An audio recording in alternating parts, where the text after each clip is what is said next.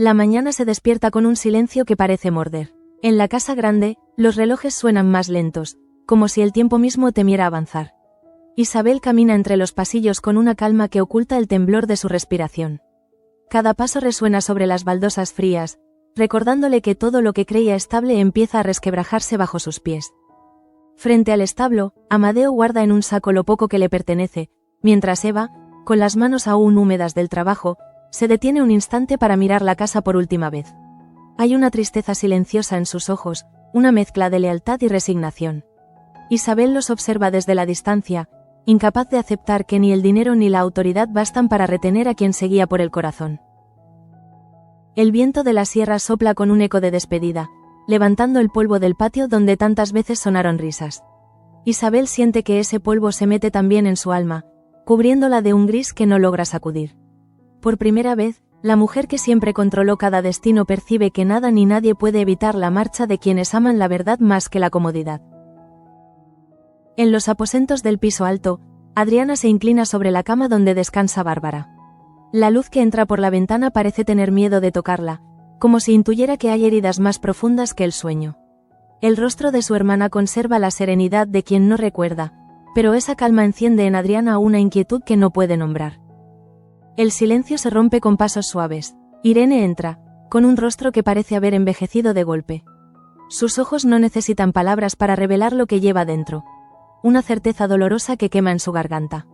Se sienta junto a la cama, y su respiración se entrecorta mientras observa el cuerpo frágil de Bárbara, como si la culpa pesara más que el aire. Cuando por fin se atreve a hablar, lo hace con la voz baja, como quien profana un secreto. Le cuenta a Adriana lo que nadie más sabe. El lugar donde hallaron a su hermana no es un camino cualquiera, sino un paraje donde muchos acuden para despedirse de la vida. Las palabras caen despacio, pero dejan una huella que ninguna lágrima puede borrar. Adriana siente que el mundo se detiene. El corazón le golpea el pecho con fuerza, y una ola de miedo le recorre los brazos. Su mente intenta negar lo que acaba de escuchar, pero su alma ya lo ha comprendido. El recuerdo de Bárbara riendo junto a ella se mezcla con el rostro ausente que ahora ve, y ese contraste la desgarra por dentro.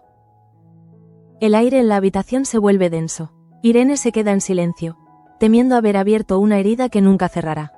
Adriana aprieta los puños, buscando en ese gesto una manera de contener el temblor. Piensa en su padre, en el destino de los Salcedo, en las sombras que siempre han rondado su linaje. Todo en su vida parece repetirse. El amor se transforma en pérdida, la esperanza en castigo. Afuera, los primeros sonidos de la mañana empiezan a llenar el valle. Los caballos relinchan, los criados murmuran, pero dentro de la casa solo hay eco. Irene se levanta sin decir nada y se marcha con la mirada perdida. Adriana permanece sentada junto a la cama, observando el rostro tranquilo de Bárbara y preguntándose si la verdadera paz puede venir solo cuando uno deja de recordar. En ese instante, el reloj del pasillo marca las 8. Un sonido metálico se mezcla con el suspiro de la joven. Sabe que la verdad tiene el mismo ritmo que ese reloj. Avanza aunque nadie la mire, aunque todos intenten detenerla. Y mientras el día empieza, en Valle Salvaje ya se siente el peso de una tragedia que todavía no tiene nombre. En el salón principal, el resplandor del mediodía se filtra a través de los ventanales altos, tiñendo los retratos familiares de un dorado engañoso. José Luis ha dispuesto la mesa con un cuidado inusual. Copas relucientes, vino de reserva, la plata pulida hasta brillar como un espejo. Pero su intento de celebración tiene algo de forzado, un eco de ansiedad que se percibe en la rigidez de sus gestos. Rafael, sentado frente a él, observa cada movimiento de su suegro con un respeto que es más obligación que afecto. Adriana permanece a su lado, intentando fingir una calma que no siente. Desde que Irene le habló del lugar donde hallaron a Bárbara, su mente viaja sin cesar entre la duda y el miedo. El anuncio de aquel brindis familiar llega, pues, como un ruido ajeno, distante, imposible de disfrutar. José Luis habla del futuro con una voz grave, orgullosa, pero en su tono hay un temblor. Habla del nieto que viene, de la continuidad del apellido, de la prosperidad que aguarda al valle si todos permanecen unidos. Cada palabra parece un intento desesperado por conservar un orden que se desmorona. Adriana asiente mecánicamente, sin escuchar realmente. Dentro de sí siente que nada de eso tiene sentido cuando la sombra del pasado lo cubre todo. El vino toca las copas y el cristal canta, un sonido frágil que no llega a convertirse en celebración. Rafael mira a su esposa y percibe el brillo húmedo en sus ojos, ese brillo que aparece cuando la mente quiere llorar pero el corazón no se atreve. Le aprieta la mano bajo la mesa, sin decir palabra. Ella responde con un leve movimiento de los dedos, una caricia casi imperceptible, un gesto de resistencia entre tanta mentira. Entonces ocurre, las puertas del salón se abren con un chirrido que corta el aire. Los criados, inmóviles, observan con desconcierto, y allí, en el umbral, se alza la figura de un hombre que el tiempo no ha podido borrar. Dámaso, su presencia tiene el peso de lo imposible. El rostro curtido, los ojos oscuros, la voz que resuena sin necesidad de alzarse. En un segundo, la ilusión de estabilidad se desploma. Victoria lo sigue a pocos pasos, pálida como si hubiera visto un espectro. Su respiración es un hilo y sus labios tiemblan. Nadie entiende cómo aquel hombre ha regresado, ni de dónde. Pero él no necesita explicaciones. Avanza con la seguridad de quien ha esperado demasiado. Su mirada se posa en José Luis y el silencio se vuelve insoportable. Durante unos segundos, nadie respira. El duque se levanta, confuso, intentando comprender lo que está viendo. José Luis retrocede un paso. El recuerdo de los años de viudez fingida, los rezos por un muerto que no lo era, le golpean de golpe en la conciencia. Dámaso habla con serenidad, pero su voz lleva un filo que corta. Dice que no viene a reclamar amor ni fortuna, sino verdad. Y esa palabra pesa más que cualquier amenaza. Victoria siente un escalofrío subirle por la espalda. La sangre parece abandonarle el rostro mientras observa cómo su pasado se materializa ante todos. Los murmullos de los criados en los pasillos son como cuchillos. El escándalo crece con cada segundo de silencio. Sabe que en ese momento su reputación, su matrimonio, incluso su alma, están en juego. Adriana se levanta, desconcertada, con los ojos fijos en el hombre que llama, mi esposo, a su tía. La escena le resulta irreal, casi bíblica. Un muerto que vuelve, una verdad que resucita para condenar a los vivos. En el rostro de José Luis se dibuja una mezcla de furia y vergüenza. Comprende que todo lo que construyó, incluso su honor, puede derrumbarse con esa sola aparición. Rafael observa en silencio, intentando mantener la compostura, pero siente que algo más profundo se quiebra. La estructura misma de Valle Salvaje, esa cadena de lealtades y secretos, empieza a romperse desde dentro. Lo que siempre fue piedra ahora se convierte en arena, y en el centro de esa tormenta está Victoria, prisionera de un nombre que vuelve del pasado para reclamar su sitio. La voz de Dámaso resuena de nuevo, calmada pero implacable. Habla de los años perdidos, de los rumores, de la soledad. Cada palabra suya es una acusación disfrazada de lamento. Victoria intenta responder, pero sus labios no forman sonido. La mujer que dominaba a todos se convierte en un temblor viviente. Detrás de ella, José Luis intenta acercarse, pero el peso de la culpa lo retiene. En los pasillos, las criadas se detienen a escuchar. El rumor se expande como fuego en pasto seco. Los ojos de todos buscan a Victoria, esperando verla caer. Nadie en la casa se atreve a intervenir. Solo Adriana se queda un instante más, incapaz de apartarse de esa escena que sabe marcará el destino de todos. Su mente se llena de pensamientos que no puede ordenar. Si la mentira puede resucitar, quizás también el amor, quizás también el pecado. Cuando por fin sale del salón, siente que el aire le falta. Rafael la alcanza, intenta calmarla, pero ella no oye nada. En su interior leí una certeza amarga. Valle Salvaje está lleno de muertos que caminan, de verdades enterradas que insisten en salir a la luz. Y el regreso de Dámaso no es más que el primero de muchos fantasmas que vendrán a reclamar lo suyo. La tarde cae lentamente sobre el palacio. Las sombras se alargan, los sirvientes murmuran en las cocinas, los caballos se agitan como si presintieran la tormenta. Victoria se encierra en su habitación, mientras José Luis permanece inmóvil en el salón, contemplando el reflejo de su vida en una copa medio vacía. Y en la distancia, el eco de los pasos de Dámaso resuena como un recordatorio. Nada que se oculte permanece oculto para siempre. El amanecer siguiente llega envuelto en un aire áspero. La bruma cubre el patio como un sudario, y los primeros rayos de luz apenas logran atravesar las ventanas empañadas. Los criados se mueven con cautela, como si cada paso pudiera despertar una desgracia. En el horizonte se divisan los estandartes de la Santa Hermandad. El capitán Escobedo ha regresado al valle, y con él, la sombra de la justicia. Entra al palacio con el mismo porte que tenía el día de su última visita, pero ahora su mirada es distinta, más cansada, más desconfiada. Cada rostro que encuentra parece esconder un secreto, cada gesto, una mentira. Lleva consigo el eco de un rumor que ya ha recorrido las aldeas. Úrsula, la criada de la duquesa, ha sido detenida por el robo de la talla. Nadie sabe si es culpable, pero todos respiran el miedo como si fuera incienso. En la capilla, el capitán la encuentra arrodillada, las manos entrelazadas, los labios temblorosos en una plegaria que más parece un grito. Úrsula asegura que no tocó la talla, que solo quiso protegerla. Pero su voz carece de fuerza. Escobedo la observa sin compasión. Ha escuchado demasiadas veces la palabra inocencia. Sin embargo, cuando pronuncia el nombre de don Tomás como posible culpable, algo en su mirada cambia. No lo hace por verdad, sino por desesperación. Mercedes, que ha sido llamada como testigo, percibe esa mentira con una claridad dolorosa. Siente que Úrsula se hunde en su propio miedo, que la culpa no está en su acto, sino en su silencio. Al salir de la capilla, la anciana criada se detiene un momento ante el altar vacío y nota que el hueco donde estaba la talla parece más grande, más oscuro. Es como si la fe misma hubiera abandonado el valle. Mientras tanto, Alejo atraviesa los pasillos del palacio buscando a Luisa. La noche anterior le había prometido que todo saldría bien, que pronto podrían anunciar su compromiso ante todos. Pero al verla esa mañana, nota un brillo extraño en sus ojos, una inquietud que no puede disimular. Ella evita mirarlo, como si temiera que el amor se convirtiera también en sospecha. En su pecho leíta una culpa que no le pertenece, pero que la devora igual. El joven Gálvez intenta distraerla hablándole del futuro, de un pequeño hogar lejos del control de su madre y de los prejuicios de la nobleza.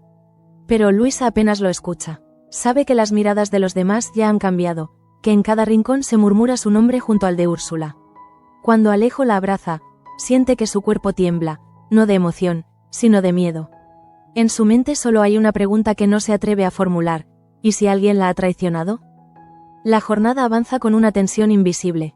En el despacho del duque, Escobedo informa de la situación con voz firme.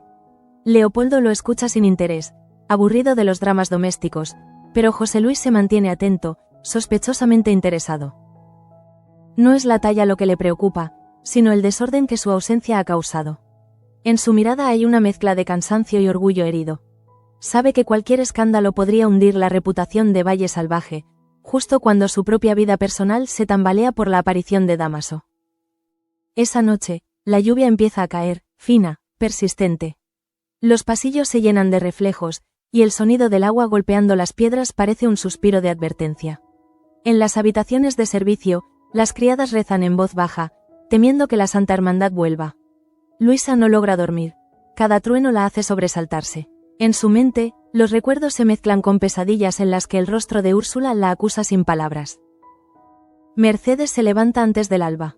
Algo en su intuición le dice que el peligro no ha terminado. Se dirige al cuarto de Luisa con la intención de acompañarla en la oración de la mañana. Al abrir la puerta, la encuentra sentada al borde de la cama, con las manos cruzadas y los ojos perdidos en el vacío. La luz del candil ilumina su rostro pálido. Hay lágrimas secas en sus mejillas, señales de una noche sin consuelo. Ninguna dice nada, solo se escucha el murmullo lejano del viento y el crujido de la madera. Mercedes siente que esa calma es el preludio de una desgracia. Se dispone a encender el fuego cuando unos golpes violentos resuenan en la puerta principal. El eco sube por las escaleras, recorre los pasillos, y en pocos segundos el silencio se transforma en caos. El capitán Escobedo ha regresado, esta vez con una orden de registro. Los criados se apartan, asustados. Los soldados entran sin miramientos, revisando armarios, baúles, rincones. Nadie se atreve a preguntar por qué. Luisa se queda inmóvil, el rostro desencajado, mientras Mercedes intenta entender lo que sucede. Escobedo, con su mirada de piedra, anuncia que busca la talla desaparecida. El corazón de Luisa late con fuerza. Sus ojos se llenan de confusión. Mercedes da un paso al frente, dispuesta a hablar, pero antes de que pueda hacerlo, uno de los soldados abre el baúl al pie de la cama. Un silencio espeso cae sobre todos. Dentro, envuelta en un paño de lino, reposa la talla sagrada de la duquesa. El rostro de la Virgen parece observarlos con tristeza, como si también supiera que la inocencia ha sido enterrada junto con la fe. Luisa retrocede, incapaz de articular palabra. Su respiración se vuelve corta, entrecortada, como si cada inhalación le doliera. Mercedes grita su nombre, pero ella apenas la oye. Todo se mueve a su alrededor como en un sueño. Los guardias se acercan. Escobedo dicta las órdenes con voz fría. La acusación es inmediata, la sentencia, implícita. En los ojos del capitán no hay duda, solo cumplimiento del deber. El grito de Mercedes rompe el aire. Trata de defenderla, de explicar que nada de eso tiene sentido, que Luisa jamás tocaría una reliquia. Pero nadie la escucha. En los corredores, las sombras parecen volverse más densas. Isabel observa desde el balcón superior, los labios apretados, la mirada firme. Para ella, la justicia debe imponerse aunque el corazón se desangre. Alejo llega en ese momento, con la camisa aún desabrochada, los cabellos revueltos, el rostro marcado por el sueño interrumpido. La escena lo deja sin aliento. Ve a su prometida rodeada de hombres armados, el rostro blanco como el mármol, las manos atadas. Sus ojos se cruzan por un instante, y en ese cruce hay más dolor que en 1000 palabras. Escobedo anuncia la detención con solemnidad. Las palabras caen lentas, implacables. Por mandato de la Santa Hermandad, Luisa Valdés es arrestada por el robo de la talla de la duquesa. Alejo da un paso al frente, pero el capitán lo detiene con una mirada que no admite desafío. La realidad se impone con la frialdad de un acero. Mercedes solloza, impotente. Cuando Luisa es conducida hacia el patio, la lluvia arrecia. Cada gota golpea el suelo como un latido de furia. Alejo intenta seguirla, pero 2 soldados lo detienen. La ve subir al carruaje con los grilletes brillando bajo la tormenta. El sonido de las ruedas sobre el empedrado se mezcla con el rugido del cielo. Valle Salvaje parece contener la respiración mientras la inocencia se aleja entre sombras. Y así, cuando las puertas se cierran tras el carruaje, lo único que queda es el eco del amor convertido en ruina. Mercedes se arrodilla en el suelo, abrazando el vacío donde antes estaba su hija del alma. Isabel se retira en silencio. Y Alejo, empapado bajo la lluvia, jura que no dejará que la verdad muera encerrada en una celda. El carruaje que lleva a Luisa desaparece entre la cortina de lluvia, pero su eco queda suspendido sobre el valle como un llanto que nadie sabe acallar. En el patio, Alejo permanece inmóvil, con el rostro empapado y las manos manchadas de barro. No siente el frío ni el peso del agua, solo la ausencia. Todo en su cuerpo parece gritar un nombre que ya no puede pronunciar. El cielo, denso y gris, se abre en un trueno largo que sacude los muros. Los criados se dispersan, murmurando plegarias entre dientes. Mercedes, con los ojos inflamados, intenta seguir el carruaje, pero las piernas no le responden. Se queda de pie, temblando, con el corazón deshecho y la sensación de haber perdido una hija que no era suya por sangre, pero sí por amor. Dentro del palacio, el silencio se convierte en una forma de castigo. José Luis camina por el salón con las manos cruzadas a la espalda, midiendo cada respiración. Sabe que la detención de Luisa no es solo un escándalo menor. Es una herida abierta en la reputación de la Casa Grande, justo cuando la llegada de Dámaso ya ha resucitado los fantasmas del pasado. La vergüenza se mezcla con la ira y lo consume lentamente. Adriana y Rafael entran poco después, empapados, con el rostro desencajado por la incredulidad. Ella no puede dejar de pensar en la mirada de Luisa al ser llevada, esa mezcla de miedo y resignación que perfora el alma. Rafael intenta encontrar las palabras, pero no las hay. En los ojos de su esposa hay una súplica silenciosa. La necesidad de creer que la justicia aún existe. En los corredores, el olor a humedad se mezcla con el incienso de las velas que alguien encendió por compasión. Irene se asoma a la ventana, observa el horizonte cubierto de tormenta y siente un estremecimiento que no sabe explicar.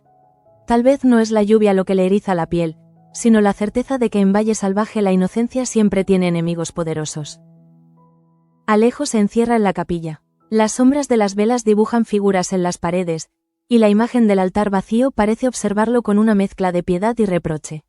Se arrodilla, no para rezar, sino para buscar sentido. En su pecho hay una batalla muda entre la fe y la desesperación.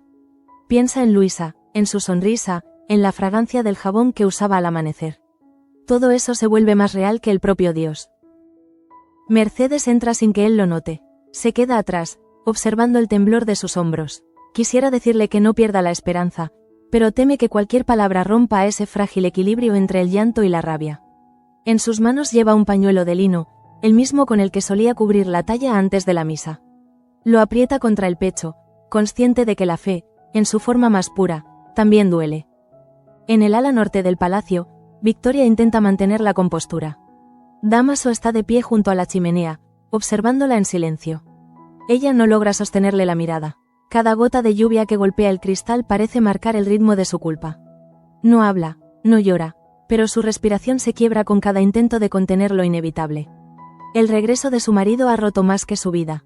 Ha desnudado su alma. En el despacho, José Luis recibe al capitán Escobedo. Entre ambos hay un aire tenso, casi hostil. El militar le asegura que el hallazgo de la talla no deja lugar a dudas, pero el duque no parece convencido. Sus ojos delatan un miedo distinto, más profundo, el miedo al deshonor. Sabe que cada escándalo que toca su casa se propaga como veneno entre los nobles. El nombre Gálvez de Aguirre empieza a sonar en voz baja entre quienes antes lo veneraban. En la cocina, los criados comentan la noticia con rostros desencajados. Nadie osa decirlo en voz alta, pero todos piensan lo mismo. Si Luisa cayó, nadie está a salvo. En un rincón, Pepa reza por su amiga, mientras Amadeo observa el fuego sin parpadear. Sabe que la inocencia no basta cuando los poderosos deciden lo contrario. El humo sube despacio, como una oración condenada a no llegar nunca. Rafael, en su despacho, revisa los documentos del Valle sin leerlos realmente. Las letras se deshacen frente a sus ojos. Siente el peso de una responsabilidad que lo sobrepasa. Proteger el nombre de su familia, a su esposa, a su gente. Pero también siente la impotencia de quien ha visto caer a una inocente. Por primera vez duda del sistema que juró defender. La justicia, piensa, debería tener rostro humano, no hierro ni cadenas. Mientras tanto, Adriana camina por los pasillos con la cabeza baja. Los tapices parecen observarla, los retratos familiares murmuran verdades que preferiría no escuchar. Piensa en Luisa, en cómo la vio marcharse, y siente un vacío extraño. El mismo que sintió cuando su padre murió sin explicación. En Valle Salvaje, las tragedias nunca llegan solas, se heredan como los títulos, como las culpas. La noche avanza. En la capilla, la vela que Alejo encendió se consume lentamente. Mercedes duerme en una silla, agotada por el llanto. Afuera, la tormenta cesa, pero el aire sigue pesado. En la distancia, el sonido del río se mezcla con el relincho de los caballos. Alejo levanta la vista hacia el crucifijo y susurra algo que solo el silencio escucha. La promesa de no rendirse. En otro rincón del palacio, Victoria abre el arcón donde guarda las cartas de su juventud. Entre los papeles amarillentos encuentra una fotografía antigua, el rostro de Dámaso sonriendo junto a ella. Sus dedos tiemblan al tocarla. Por un instante, siente que el amor que un día existió vuelve a respirar bajo las cenizas. Pero enseguida lo rompe. El sonido del papel al rasgarse se mezcla con un suspiro.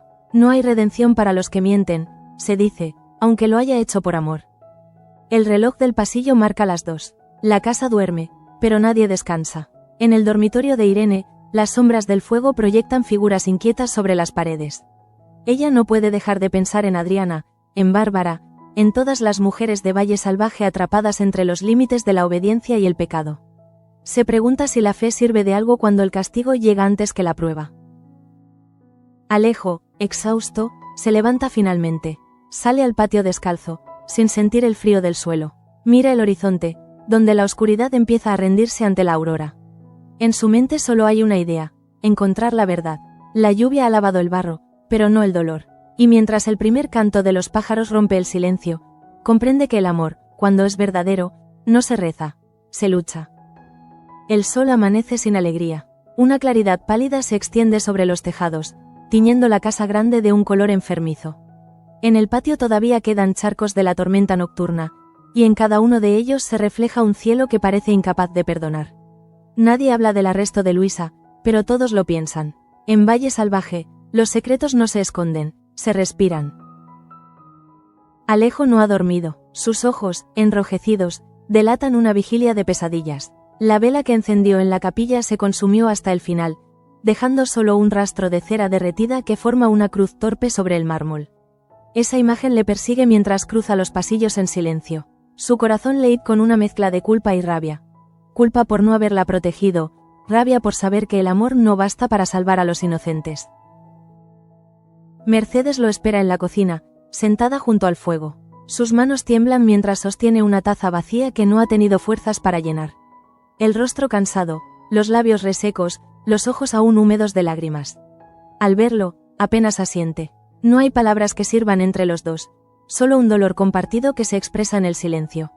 Él se sienta a su lado y siente, por primera vez, que no está solo en su fe rota. Adriana llega poco después, envuelta en un manto oscuro. Su mirada ha perdido la dulzura que la distinguía. Habla poco, como si cada palabra le costara una herida. Sabe que Luisa no puede haber robado aquella talla, que alguien ha movido los hilos para destruirla. Pero lo que más le atormenta no es la injusticia, sino la indiferencia de los que callan. En Valle Salvaje, el pecado más común no es la mentira, sino el silencio. Rafael intenta consolarla, pero también él se siente perdido. Ha visto demasiadas veces cómo la verdad se deforma en manos de los poderosos. Su apellido, que antes lo llenaba de orgullo, ahora le sabe a hierro. Cuando se mira al espejo, no ve un noble, sino un hombre prisionero de un sistema que condena por conveniencia. Siente vergüenza, y esa vergüenza lo hace humano. En la casa grande, José Luis se encierra en su despacho. Afuera, los criados caminan de puntillas, temiendo provocar su ira. El antiguo mayordomo se enfrenta a un dilema que lo consume: proteger el honor de la familia o la verdad que leí bajo las mentiras. Piensa en Adriana, en la pureza de su mirada, en la decepción que le causará si calla. Pero también piensa en Victoria, en su caída inminente, en la ruina moral que su retorno de Dámaso arrastra como una marea negra. Victoria, por su parte, se siente atrapada en una prisión invisible. Dámaso ronda la habitación como un fantasma de carne, recordándole que todo lo que creyó oculto vuelve a reclamar su precio. Cada palabra que pronuncia su marido la hace más pequeña, más vulnerable. Sabe que su título y su poder ya no valen nada frente a la mirada de un hombre que ha regresado del olvido para reclamar lo que fue suyo. En su pecho leitó un cansancio que ya no tiene remedio. Mientras tanto, en el cuartel de la Santa Hermandad, Luisa pasa su primera noche en la celda. No hay ventanas, solo una rendija por donde entra la luz de la luna. El silencio allí dentro es más cruel que los barrotes. Piensa en Alejo, en su rostro cuando intentó detener a los guardias. Se aferra a ese recuerdo como quien se aferra a una oración. No sabe si la escuchará alguien, pero reza igual. De vuelta en el valle, Alejo decide actuar. Sale a caballo antes del amanecer, sin decir palabra a nadie. Recorre los caminos embarrados, deteniéndose en cada rincón donde pudiera hallarse una pista, un testigo, una respuesta. La lluvia le golpea el rostro, pero no se detiene. En su mente, la promesa se repite como un mantra. No descansará hasta demostrar su inocencia. No importa el precio. El sol se eleva entre nubes dispersas cuando alcanza la pequeña ermita del límite del valle. Allí, un fraile viejo lo recibe con cautela. Es Fray Julián, el mismo que lo bautizó de niño. El hombre lo mira con compasión, adivinando en sus ojos la desesperación de quien ama demasiado. No le ofrece consuelo, sino un consejo: buscar en el alma de los hombres, no en los objetos perdidos. Las reliquias cambian de manos, le dice, pero el mal siempre tiene la misma firma. Alejo sale de la ermita con el alma encendida. No tiene pruebas aún, pero intuye el camino. Sabe que la verdad no se esconde en los muros, sino en los corazones de quienes temen perderlo todo. Piensa en Úrsula, en su acusación vacilante, en la manera en que evitó mirar a los ojos. Algo dentro de él se enciende. La sospecha de que alguien ha usado su miedo para fabricar una culpable. Mercedes, mientras tanto, acude a la capilla y enciende una vela. La llama vacila, débil pero obstinada. Cierra los ojos y siente que el aire huele a cera y redención. Reza por Luisa, por Alejo, por todos los que cargan culpas que no son suyas. En su plegaria hay un eco antiguo. El deseo de que la fe vuelva a significar justicia, no obediencia. Sabe que el valle se ha vuelto un lugar enfermo, pero todavía cree que el amor puede sanarlo. Adriana, en su habitación, escribe una carta. No sabe si la enviará, pero escribirla ayuda a respirar. Habla del miedo, de la impotencia, de la certeza de que la inocencia y la verdad rara vez caminan juntas. Cuando termina, deja el papel sobre la mesa y mira por la ventana. El sol entra tímido, tocando los cristales con un brillo débil. Piensa en su hermana Bárbara y en el lugar donde la encontraron. Piensa en Luisa, y comprende que, en el fondo, ambas fueron víctimas del mismo mal, el peso insoportable de la soledad. Rafael la encuentra así, perdida en sus pensamientos, y siente una ternura silenciosa. No intenta consolarla, simplemente se sienta a su lado. Entre ambos se instala una calma extraña, una paz hecha de cansancio y comprensión. Por primera vez, el amor no necesita palabras, solo el roce leve de las manos basta para recordarse que aún hay luz, aunque el valle entero parezca hundirse en sombras.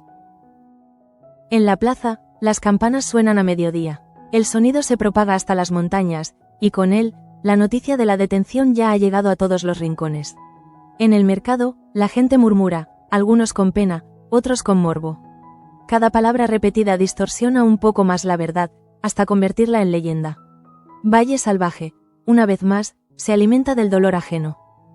Esa noche, cuando el silencio vuelve a cubrir la casa, Mercedes deja una pequeña lámpara encendida en la ventana, como señal para Luisa. Dice que así la muchacha sabrá que no está sola, que hay alguien esperándola. Alejo, desde el establo, ve esa luz y siente que el corazón le arde. No necesita rezar, la fe, para él, ya tiene nombre y rostro. Y así termina el día, con la lluvia cediendo ante un cielo limpio. Los campos respiran, el río vuelve a correr con calma, pero en el corazón de Valle Salvaje nada ha vuelto a su lugar. La talla ha sido hallada, sí, pero la paz se ha perdido. En los ojos de quienes aman queda solo una promesa. Que algún día, cuando la verdad por fin salga a la luz, la inocencia de Luisa será recordada como el último acto puro en un mundo hecho de sombras.